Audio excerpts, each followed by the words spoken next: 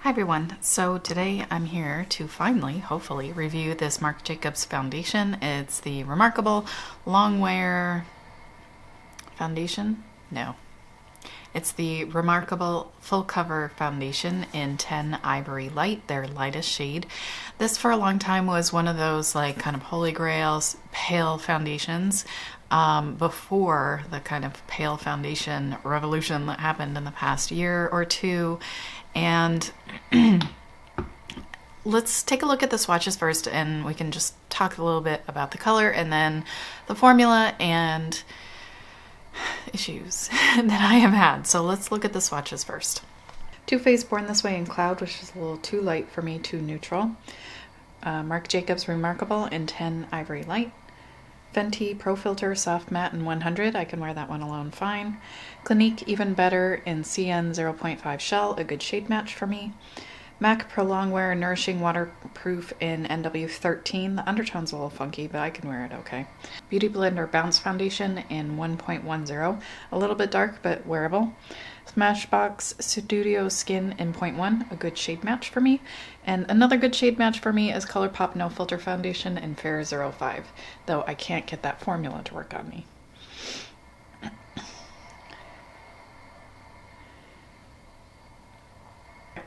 So it's been about 30 minutes since I swatched these, maybe 40 minutes. And so now that things are dry, I think you can see like the Beauty Blender foundation's a little bit darker than some of the other things. And I think the Marc Jacobs is a little bit more noticeably darker than the Fenty now that it has dried down. So Too Faced Born This Way in Cloud, Marc Jacobs Remarcable 10 Ivory Light, Fenty Pro Filter Soft Matte 100, Clinique Even Better in CN 0.5 Shell, MAC Pro Longwear Nourishing Waterproof in NW13, Beauty Blender Bounce in 1.10, Smashbox Studio Skin in 0.1, and Colourpop No Filter in Fair 05.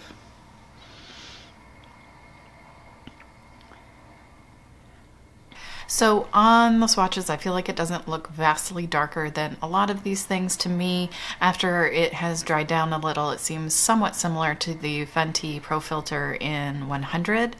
The darkest one out of the swatches was this, which is new to my collection. It's the MAC Pro Longwear Nourishing Waterproof Foundation in NW13, though I believe this is lighter than NC10 in Studio Fix Fluid.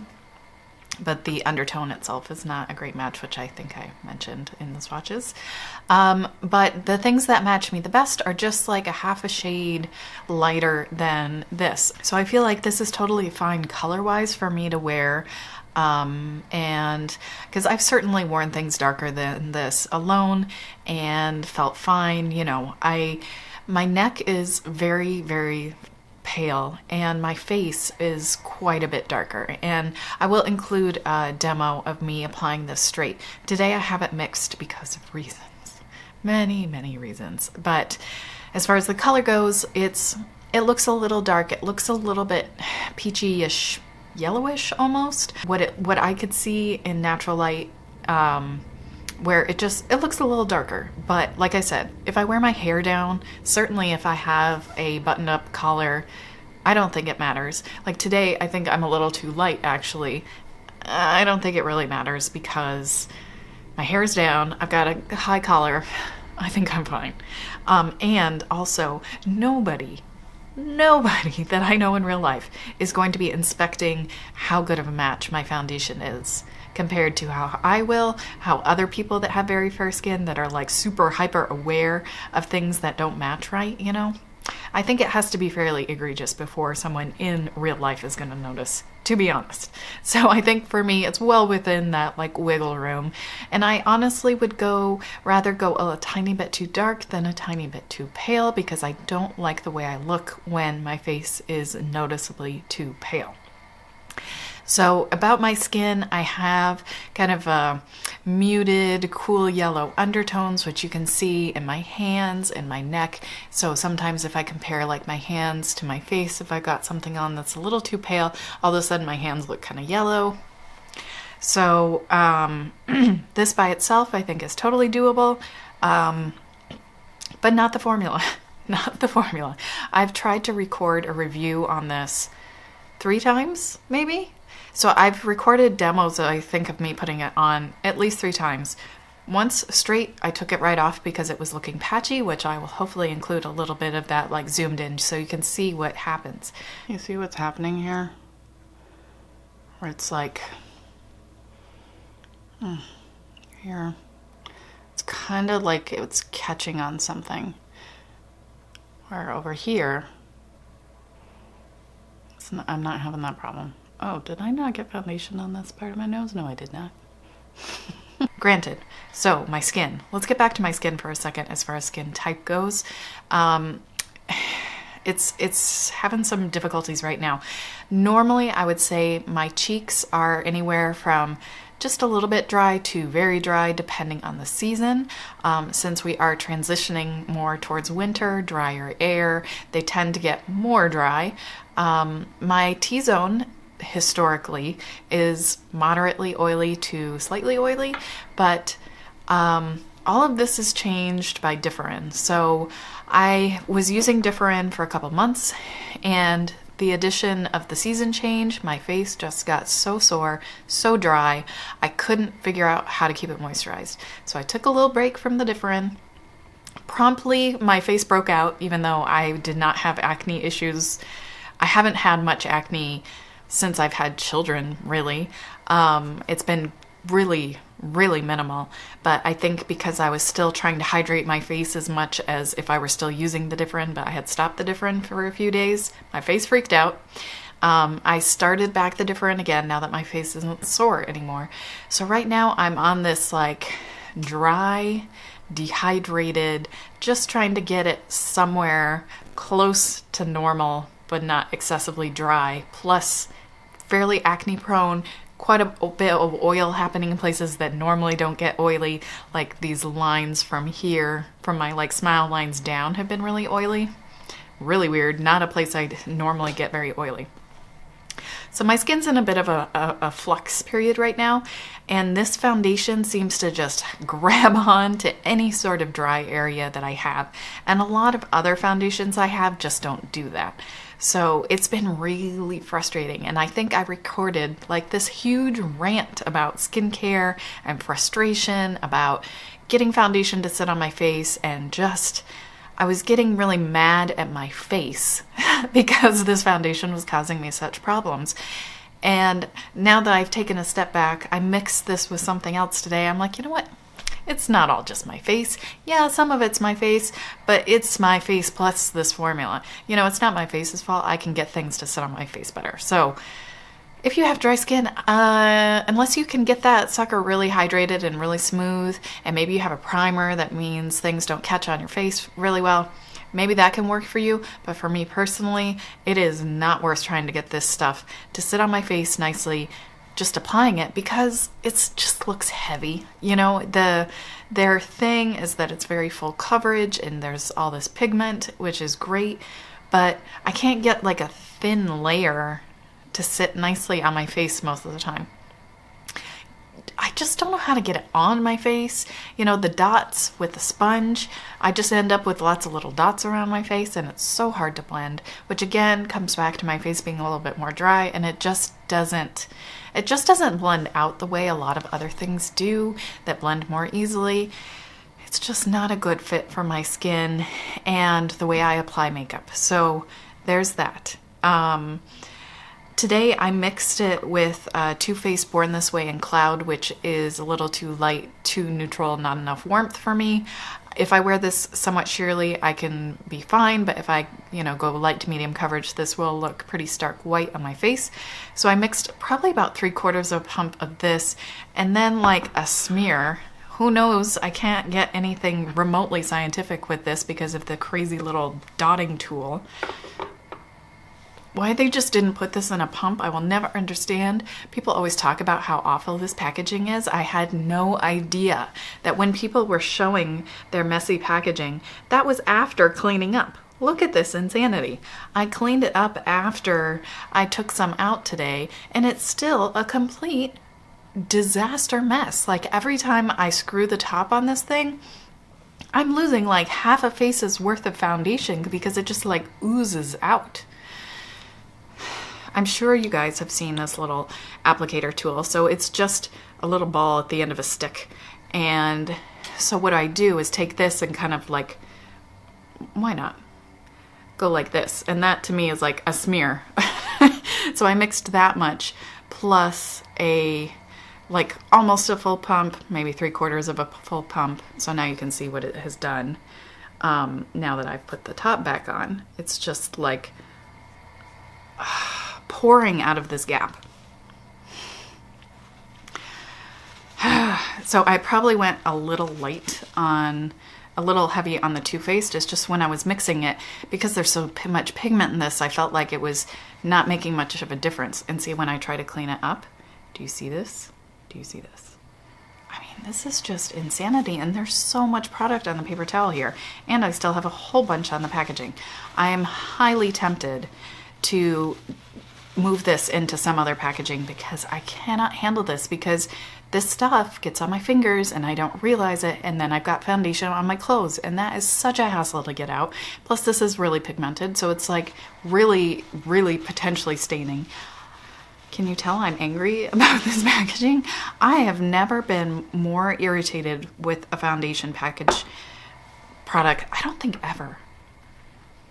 I can't think of any time that I've really gotten so upset with a packaging before.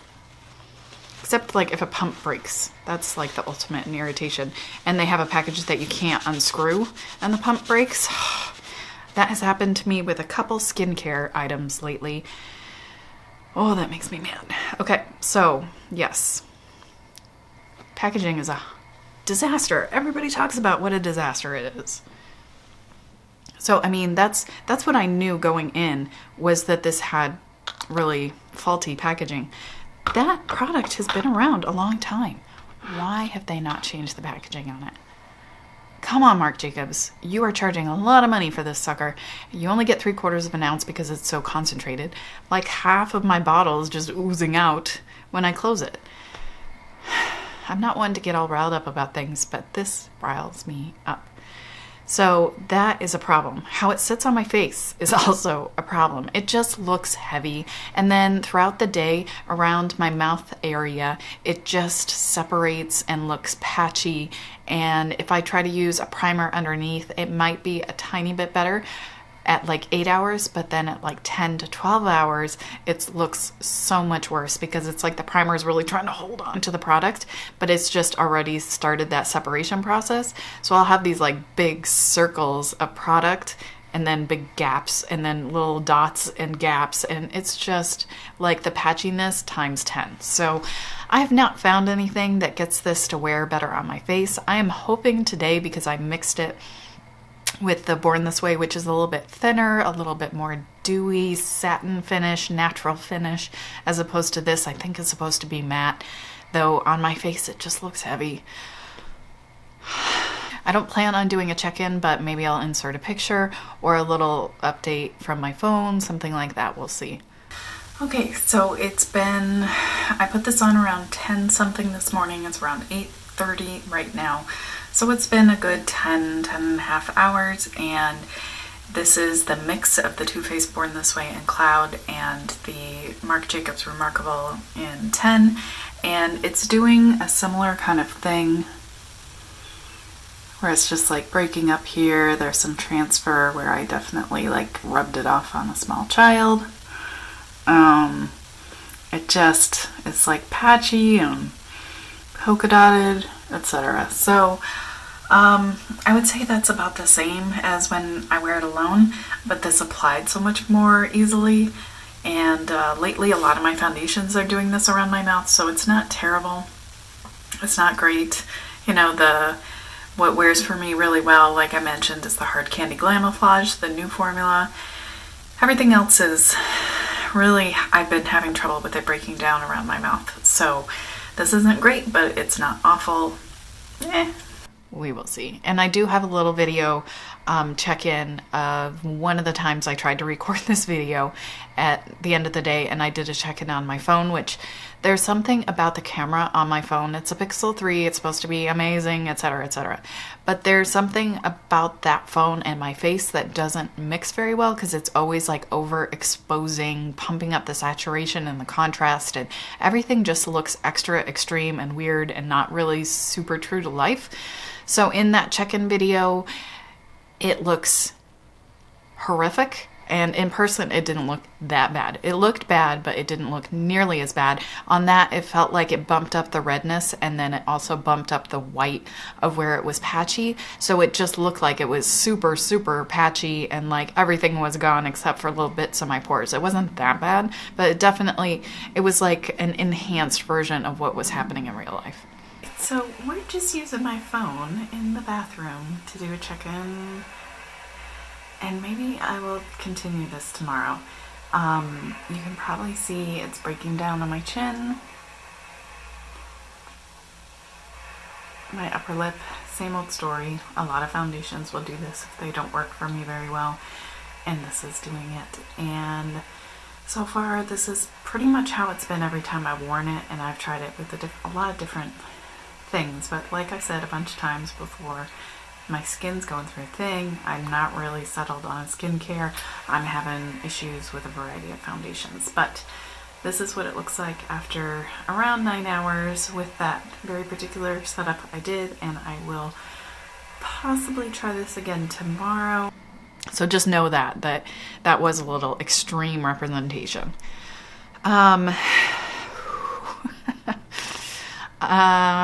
Yeah, so would I recommend this? I don't know who could wear this well. Maybe someone young that has very smooth skin. If you don't have problems with things looking really heavy, especially around your pores, around lines, maybe this would work better for you. And if you found something like the Fenty Pro Filt'r Soft Matte in 100 to be a good match, maybe a teeny tiny bit too light, then I think this is really pretty comparable as far as the shade goes. I think the Beautyblender foundation actually dries down a little bit darker than this does, so if you found the 1.10 to be a little bit too dark, this shade might work a little bit better for you. But overall, it just feels like kind of a bit of an outdated formula, maybe. It just feels a little thicker, a little heavier. To wear alone hasn't been great. I did try it one day mixed in with a primer, so people may jump all over me for this, but I mixed it with the Smashbox Primerizer, which is probably water-based. I don't know. In general, I've never found a problem. I know that there's like, Wayne Goss says if you mix a water-based primer and a silicone-based foundation, your face is going to explode, but that's not been my experience. Historically not had a problem with water-based primers and silicone-based foundations.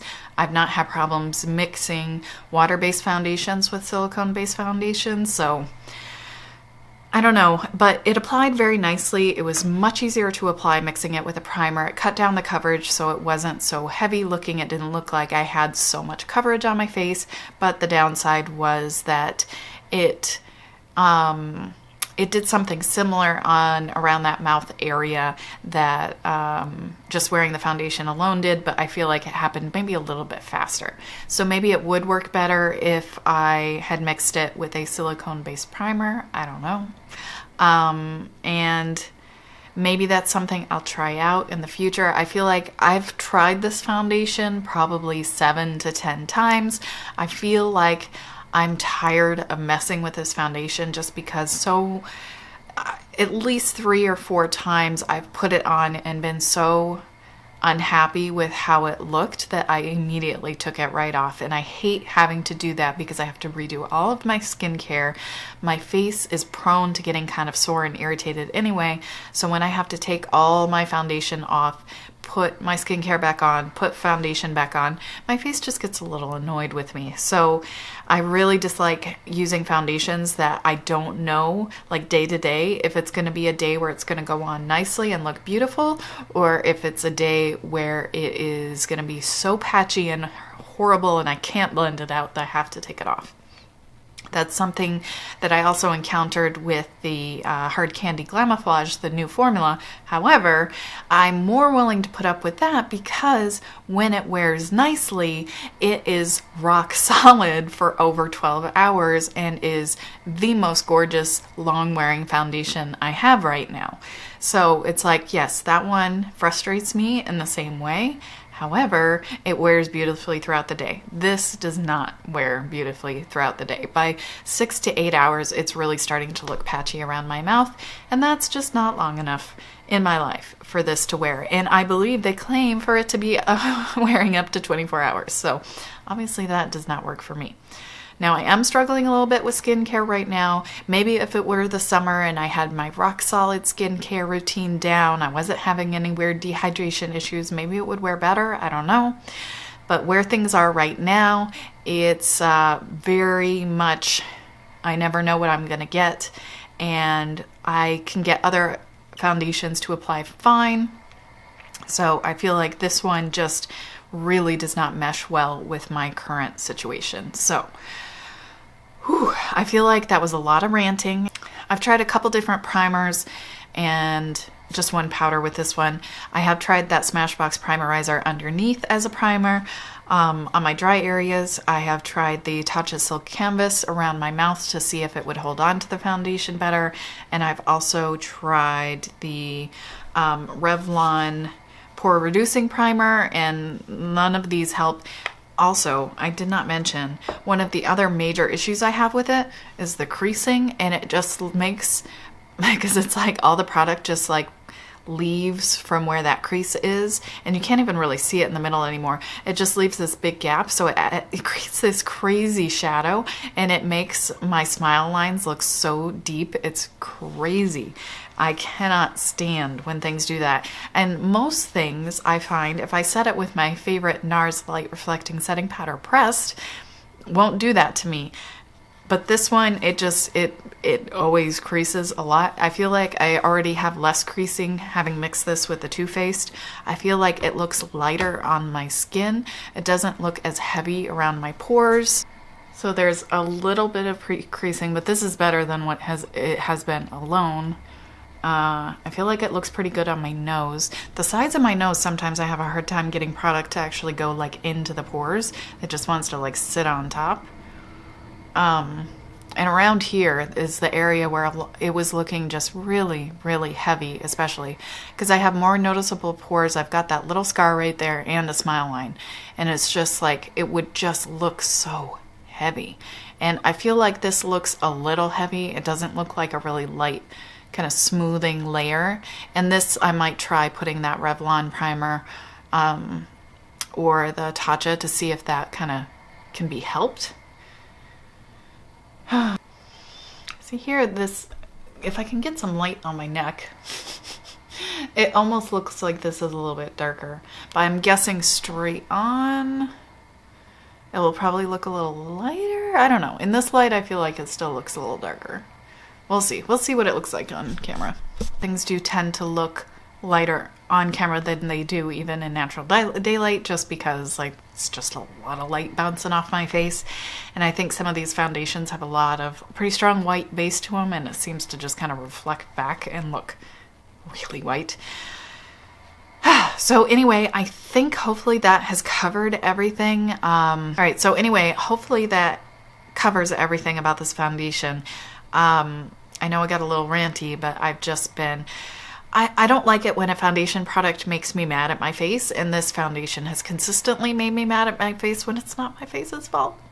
And it took me some time to like step back and realize, you know, it's not my face. This foundation should not be this hard to apply. And I know that my face is a little difficult. It doesn't like foundation. If anybody's going to have a problem with a foundation applying nicely, it's going to be me. But that doesn't make me any less mad when I so struggle to get a foundation on my face nicely. Other people out there that don't have those kind of issues probably won't have an issue with this one either, but I'm sure there's other people out there that also struggle to get things on to sit nicely on their face. So hopefully this is helpful. Let me know if you have any questions, if I didn't cover anything. And if you've tried it out, I would love to hear from you. And if you have any tips on getting it to apply more smoothly, or if you have any favorite things to mix with it, I would also love to hear that. If you want to see more videos from me, then please do subscribe if you aren't already. Thank you so much for taking the time to watch my video today. I hope you're having a wonderful day, and I'll see you soon.